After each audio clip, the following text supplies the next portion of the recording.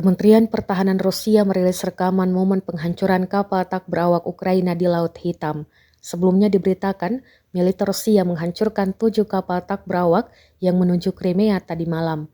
Rekamannya diunggah di Telegram Kemenhan Rusia pada Sabtu, 10 Agustus 2024. Dalam keterangan unggahan disebutkan ini adalah salah satu upaya angkatan bersenjata Ukraina untuk melakukan serangan menggunakan drone dan bisa dicegat oleh Rusia. Secara total 13 drone Ukraina dihancurkan di Laut Hitam dan wilayah Crimea.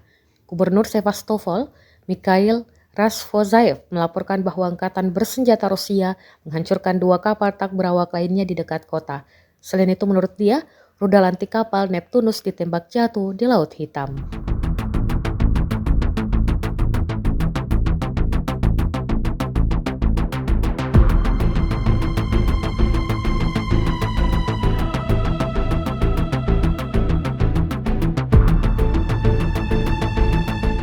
Download Tribun X sekarang, menghadirkan lokal menjadi Indonesia.